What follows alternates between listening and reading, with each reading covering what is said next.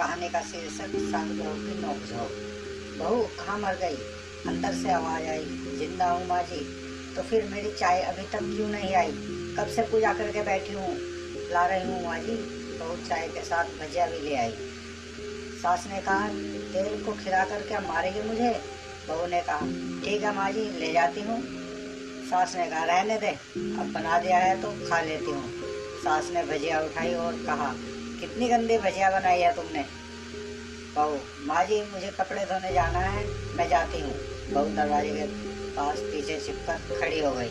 सास भजिया पर टूट पड़ी और पूरी भजिया खा गई। बहू मुस्कुराई और काम पर लग गई।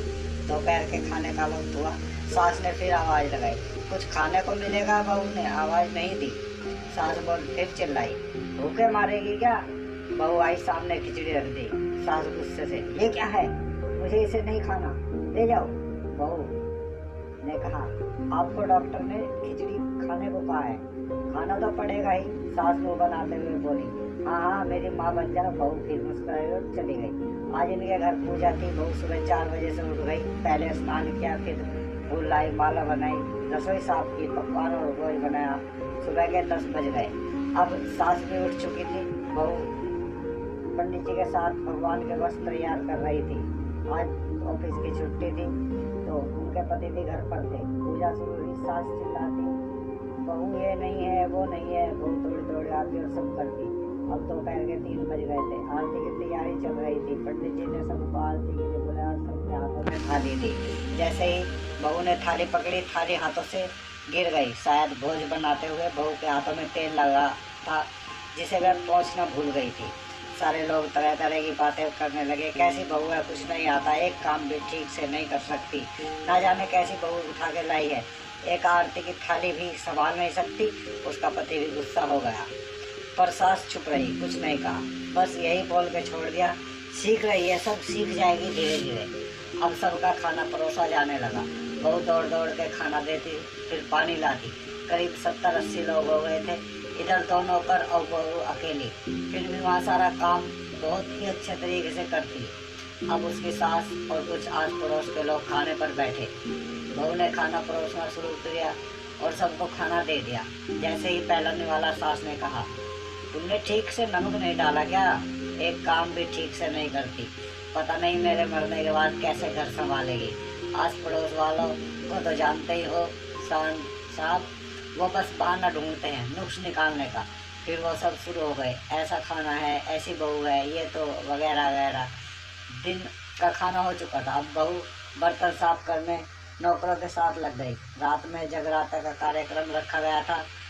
बहू ने भी एक दो गीत गाने के लिए स्टेज पर चढ़ी। सास जोर से चिल्लाई, मेरी नाक मत कटा देना, गाना नहीं आता तो मत गा, वापस आ जा। बहू मुस्कुराई और गाने लगी।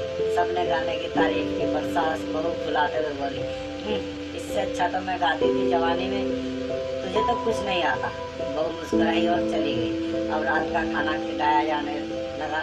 उसके पति के ऑफिस के कुछ दोस्त भी साइड में ड्रिंक करने लगे। उसका पति चिल्लाता, थोड़ा बर्फ लाओ, तो सास चिल्लाती, यहाँ दाल नहीं है। फिर पति चिल्लाता, कोल्ड ड्रिंक नहीं है, पापड़ ले आओ। इधर उधर आखिरी में उसके पति की शराब गिर पड़ी और एक दोस्त पर बोतल टूट गई। पति गुस्से में तो झापड़ अपनी पत्नी को लगाते हुए कहता है, जाहिल कहीं की, देख कर नहीं कर सकती, तुझे इतना भी काम नहीं आता। सारे लोग देखने लगे। उसकी पत्नी रोते हुए कमरे की तरफ दौड़ी। फिर उसके दोस्तों ने कहा, क्या यार, पूरा मूड खराब कर दिया, यहाँ तो कुछ नहीं होगा, हम कहीं और पार्टी कर लेते। कैसी अनपढ़ गंवार बीवी ला रखी है तूने, उसे तो मेहमानों की इज्जत और काम करना तक नहीं आता, तुमने तो हमारी बेइज्जती कर दी। अब आस पड़ोस की औरतों को और बहाना मिल गया। वो कहने लगी, देखो क्या कर दिया तुम्हारी बहू ने, कोई काम भी ठीक से नहीं करती। मैं तो कहती हूँ अपने बेटे की दूसरी शादी करा दूँ, छुटकारा पाओ इस गंवार से। सास उठी और अपने बेटे के पास जाकर उसे थप्पड़ मारा और कहा, अरे नालायक, तुमने मेरे बहू को मारा, तेरी हिम्मत कैसे हुई, तेरी टांग तोड़ दूंगी। उसके दोस्त कुछ कहने ही वाले थे कि उसके माथे बोलते हुए कहा, चुप, बिल्कुल चुप, यहाँ दारू पीने आए, मुझे भी पता है आज पूजा है और तुम्हें पार्टी करनी है। कैसे संस्कार दिए हैं तुम्हारे माता पिता ने और किसने मेरे बहू को जाहिल कहा, इधर आओ जरा, चप्पल से मारूंगी अगर मेरे बहू को किसी ने एक शब्द भी कहा तो। अरे पापी, तूने उस लड़की को बस इसलिए मारा कि तेरी शराब की बोतल टूट गई? पापी, वो बच्ची सुबह 4 बजे से उठी है और घर का सारा काम कर रही है, ना सुबह के नाश्ता किया ना दिन का खाना खाया, फिर भी हंसते हुए सबकी बातें सुनते हुए ताने सुनते हुए घर का काम में लगी रही। तेरे यार दोस्तों को तो वो अच्छी नहीं लगी, जूते से मारूंगी तेरे दोस्तों को जो कभी उन्होंने ऐसा कहा। उसके यार दोस्त चुपके से खिसक लिए। अब सास बहू के कमरे में गई और बहू का हाथ पकड़ कर बाहर लाई, सबके सामने कहने लगी, किसने कहा था अपने बहू को घर से निकाल के दूर से बहू ले आऊं? जरा सामने आओ। कोई सामने नहीं आया। फिर सास ने कहा, तुम जानते भी क्या हो इस लड़की के बारे में? ये मेरी माँ भी है, बेटी भी है। माँ इसलिए मुझे गलत करने नहीं देती, डांटती है, और बेटी इसलिए कभी कभी मेरे दिल की भावनाओं को भी समझ जाती है। मेरी दिन रात सेवा करती है, मेरे 1000 ताने सुनती है, पर एक शब्द भी गलत नहीं कहती, न सामने न पीठ पीछे। और तुम कहते हो तुम्हारी दूसरी बहू ले आऊं अपने लिए, याद है ना छुटकी की दादी अपनी बहू की करतूत? सास ने गुस्से से पड़ोस की महिला को कहा, अभी पिछले ही हफ्ते मियाँ बीवी भूखे छोड़ कर तुम्हें घूमने चले गए थे।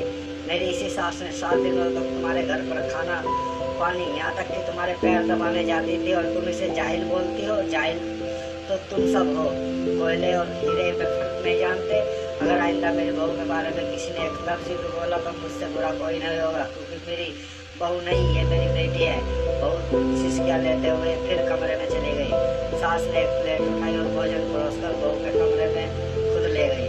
सास को भोजन लाते हुए देख बहू ने कहा, अरे माँ जी, आप क्या कर रही हो? पहले खुद ले लेती। सास ने प्यार से ताना मारते हुए कहा, डरो मत, इसमें जहर नहीं है, मार नहीं डालूंगी तुझे।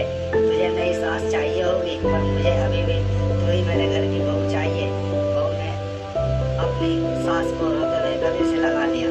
सास भी रो दी पहली बार और कहा, चल खाना खा ले। फिर मजाक करते हुए कहा, फिर मेरे पैर भी दबाने चले आना, और ये ख्याल मन में लाना कि सास के पैर बोलती है, किसी दिन इसका गला दबा दूंगी। लेकिन कभी कभी मैं भी अपनी सास के बारे में यही सोचती थी। दोनों खूब हंसने लगी। कुछ रिश्ते